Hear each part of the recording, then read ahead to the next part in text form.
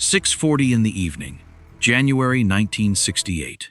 A Ravenswood L train pulls into a station on Chicago's north side, and a man in a wool overcoat comes down the covered stairs with the particular stiffness of someone who has been standing in an unheated car since the loop.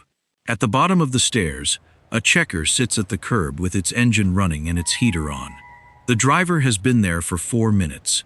He is not there by accident, and he is not there because anyone hailed him.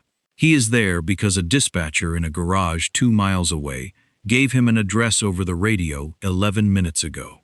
And because 9 years of working this stretch of the north side have taught him something the radio never said, that a call from this block, at this hour, in this cold, is a fare coming off the train.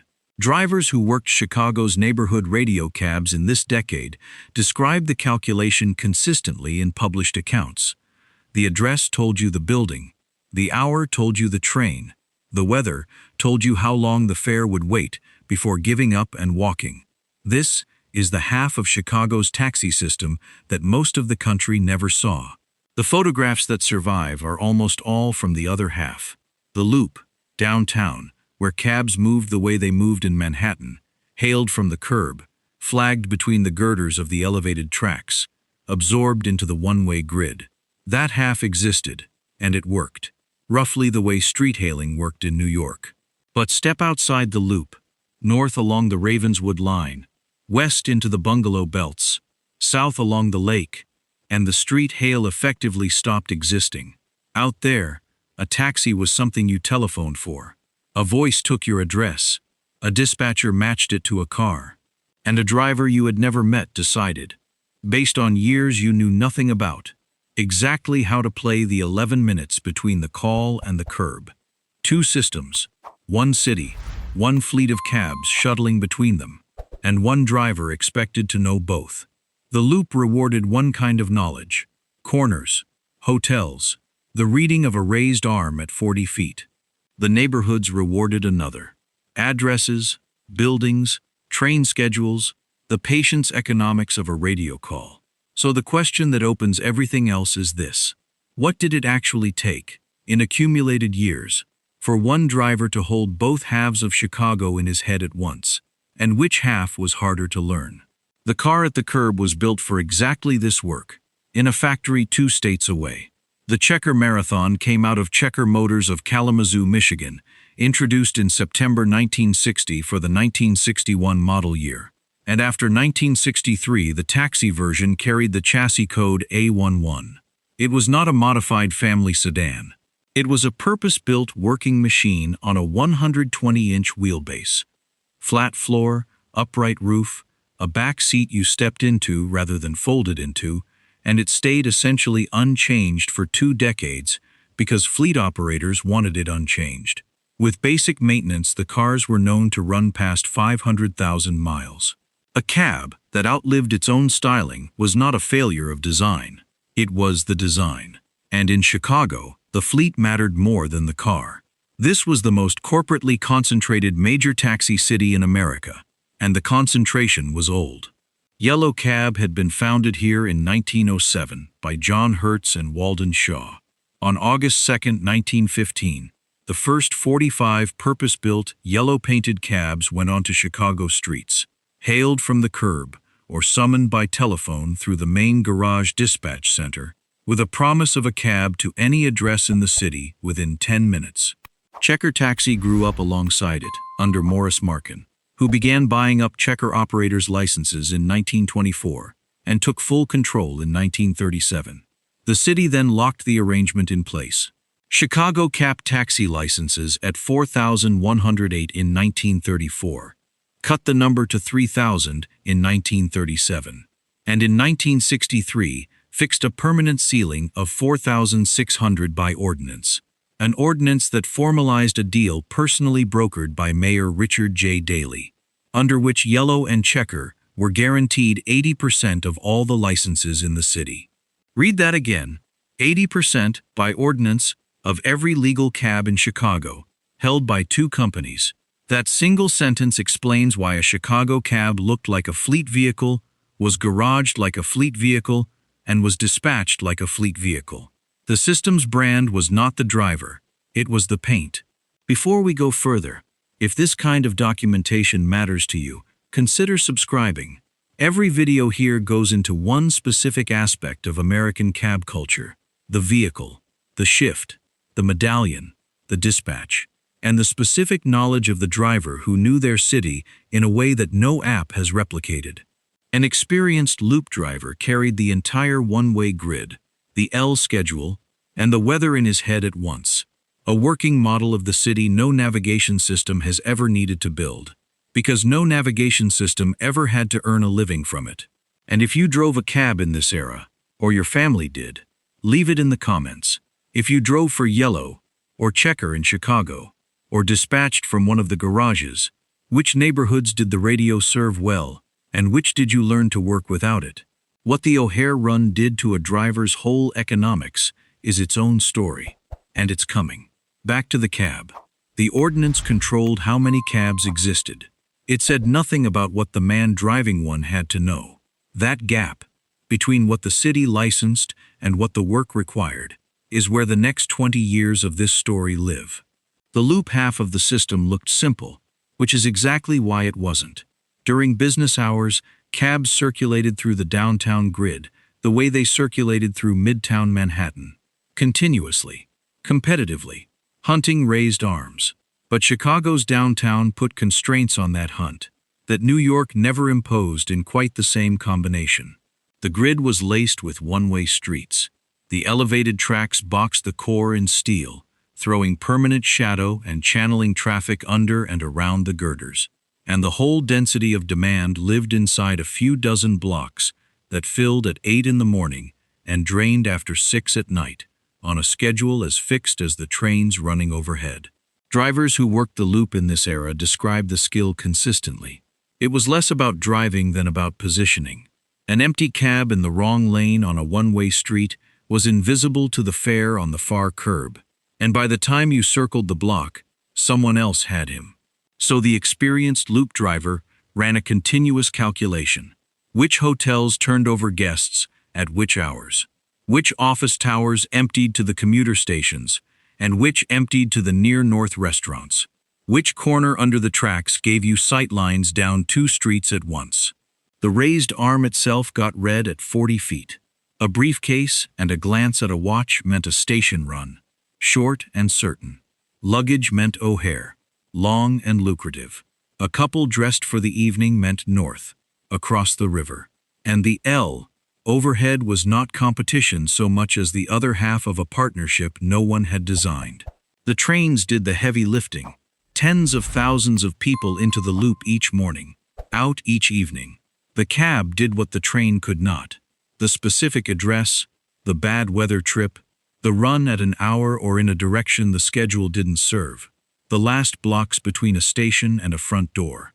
A loop cab was, functionally, the flexible edge of the transit system, priced accordingly, and available precisely because the fixed system created the gaps it lived in. Which is why the loop driver's knowledge had a hard boundary, and he knew where it was. At 6 in the evening, the arms stopped rising, the grid drained, the hotels held their doorman's queues, and everything else went quiet.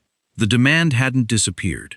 It had gone home, out along the L lines, into the neighborhoods where nobody hailed anything. It had turned into telephone calls, and the question of what happened to those calls, who answered them, how a voice in a garage turned an address into a moving cab, is where Chicago's system stopped resembling New York's at all. Out along the L lines, the system ran on a different instrument entirely: the telephone, the radio, and a dispatcher who never left the building. The mechanics were plain enough. A resident in a north side 3-flat or a southwest side bungalow called the company number. An operator took the address. The dispatcher put the call out over the two-way radio, matched it to a cab positioned somewhere in the district, and the driver acknowledged and rolled. From the passenger's kitchen, the whole thing was a phone call and a wait. From inside the system, it was a continuous, citywide act of triage performed by a man with a microphone, a wall map, and a memory. Because the dispatcher's real work was never reading addresses aloud. It was knowing the fleet. Period accounts of American radio cab operations describe the role consistently. A good dispatcher carried a live model of his district in his head. Which cars were where, which drivers were fast and which coasted, which addresses were regulars, which calls at which hours tended to evaporate before the cab arrived. He decided, call by call, who ate and who waited. Drivers understood this precisely, which is why the relationship between a driver and his dispatcher was one of the most economically loaded relationships in the industry. The radio was a formal system. What moved through it was informal knowledge, in both directions. And this was the half of Chicago where Yellow's original 1915 promise, a cab to any address in the city within 10 minutes, summoned through the garage dispatch center, either held or didn't. In the dense wards near the L, with cabs cycling constantly, it mostly held. Farther out at slack hours, the promise stretched. The wait grew less predictable, and the caller in the bungalow belt learned to build slack into the plan. Call early, be ready, and understand that the voice on the phone was making no guarantees the dispatcher couldn't keep. The driver on the receiving end of that radio developed his own layer of the same knowledge, from the opposite side. He learned which calls to want. A morning call near a hospital had one shape. An evening call by the L had another.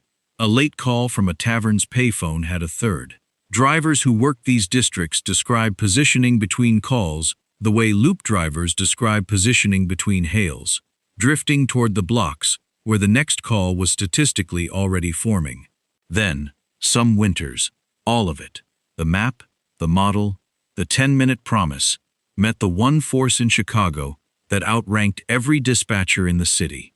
The question the whole system dreaded was never where the next call was coming from.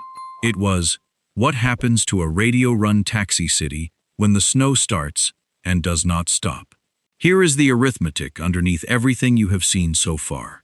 City records from 1983 show that 9,434 men and women were certified to drive taxis in Chicago in that single year, more than double the number of licenses that legally existed.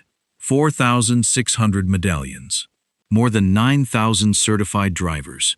In a system built that way, the driver almost never owned the cab and almost never owned the license. He leased his shift from the fleet or drove on commission, and the car went back to the garage when he did, ready for the next man's 12 hours.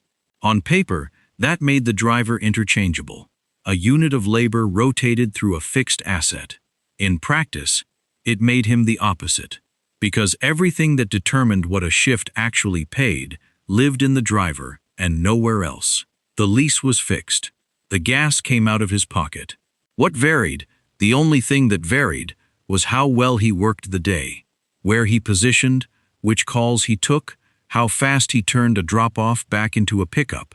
And in the radio districts, one relationship weighted that variance more than any other: the dispatcher. Drivers from this era describe it consistently and without sentimentality. The dispatcher could not make you money. He could absolutely decide how hard the day would fight you. Scale that individual arithmetic up, and you see what the two companies were actually sitting on. By the mid-1980s, Chequers' president was defending a grip on a Chicago market estimated at 60 million riders a year. 60 million individual transactions, nearly all cash, flowing through a license structure fixed by ordinance since 1963. The companies owned the licenses, the garages, and the radios.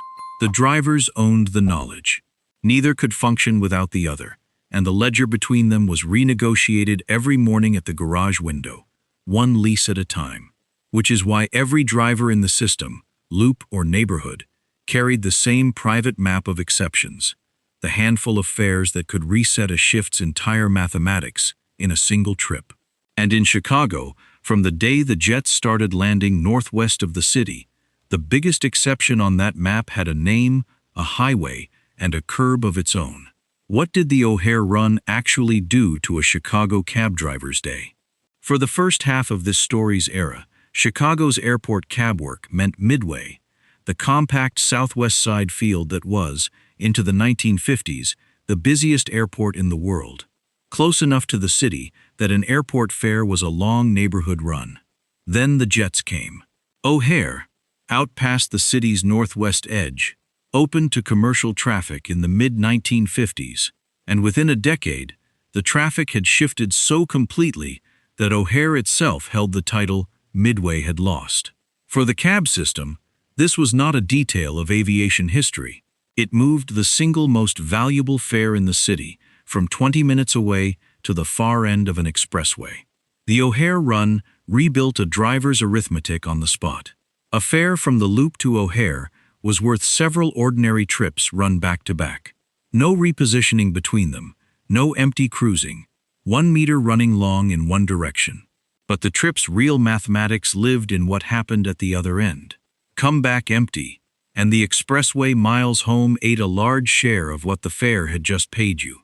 Catch a return fare at the terminal, and the round trip became the best 2 hours a Chicago cab could produce. So the terminal curb became its own labor market, and drivers who worked it describe a world with its own rules. The weight measured in flights rather than minutes, the reading of arriving passengers by luggage and gate, the informal order among waiting cabs that everyone honored because everyone depended on it. Informal, and, for years, only that. Period accounts describe the early O'Hare curb as a queuing arrangement enforced mostly by the drivers themselves, with all the friction that implies at a facility doubling in traffic every few years. The eventual answer was structural. Dedicated airport taxi dispatch zones, staging areas, and marshals. The radio garage logic of the neighborhoods transplanted to the terminal, so that the feeding of cabs to the curb became a managed flow rather than a negotiated one. It was the most visible modernization the system underwent in this whole era, and it happened decades before anyone said the word app. What no dispatch zone could manage was the sky the airport lived under. O'Hare, the Loop, and the Bungalow Belt all answered, finally, to the same authority. The one that arrived every year off the lake, asked nobody's permission, and tested the entire system at once. What did a Chicago winter actually do to a taxi city? A Chicago winter attacked both halves of the system simultaneously, which no other force did. Snow slowed the Loop's street hail circulation to a crawl and buried the neighborhood curbs the radio cabs pulled to. The same storm that stalled a hail on State Street stretched a dispatched wait on the northwest side from 10 minutes toward an hour. Every winter rehearsed this. One winter made it history. The blizzard of January 1979 dropped snow onto snow until the city's transportation, streets, the L, and the cabs that stitched them together, effectively stopped, and the failure to dig out became so consuming a public grievance that it is widely credited with helping cost the sitting mayor that spring's election. When a taxi city freezes, it turns out the freeze is political. But weather was the honest limitation. It refused everyone equally. The system carried a second limitation that did not. The plainest evidence sits in Checker's own corporate history, in what the company was first to do. Checker was the first cab company to hire African American drivers, and the first to require that its drivers pick up all fares, not only white ones. Read those firsts in reverse, and they describe the industry norm they broke, a norm in which who got picked up, and which neighborhoods a cab would cruise or answer at all, was an everyday operating decision made block by block. Civil rights documentation of American taxi service in this era records the pattern across cities. The pass-by, the destination refused, the district quietly written out of the working map. Chicago, among the most residentially segregated large cities in the country, gave that pattern a precise geography. Hold both limitations in one frame, and you see what the taxi actually was. Infrastructure that ran on individual human judgment, thousands of times an hour. That was its genius. The judgment was what read the arm at 40 feet and played the 11 minutes to the curb. And it was its failure, because the same judgment decided, unrecorded and unappealable, whom the system served. The dispatcher's map had districts. The driver's map had them too, and no ordinance ever printed either one. By the start of the 1980s, all of it, the frozen ordinance, the two-company grip, the unprinted maps, was under pressure at once. The machine that defined the system was about to stop being made, and the deal that defined the market was about to come apart.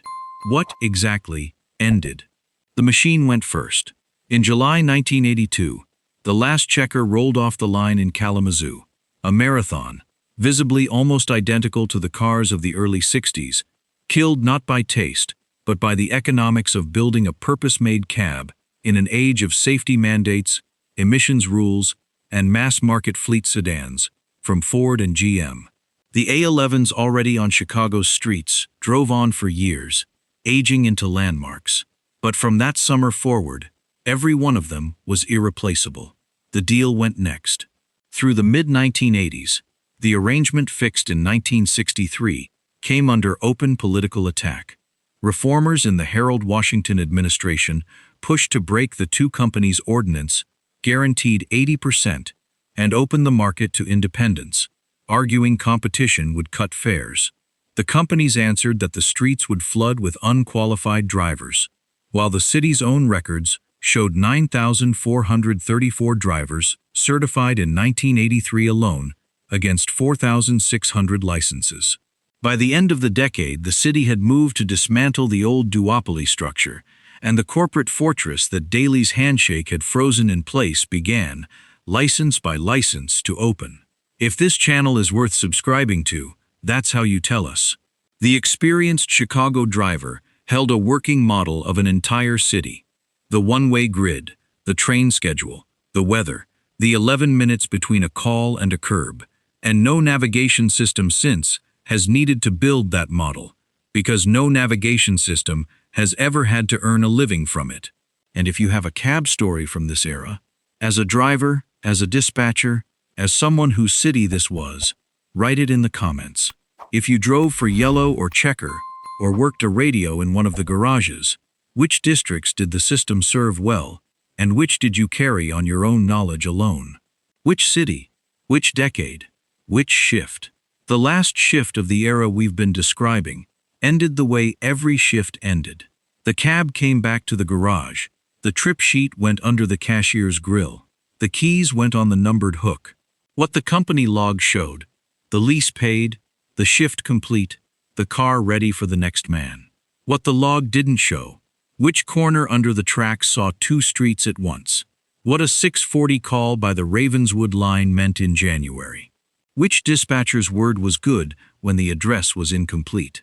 That went home with the drivers, all 9,000 of them, each carrying a piece no one else had. The next drivers learned it the way they had learned it, by showing up, by taking the call, by doing it enough times.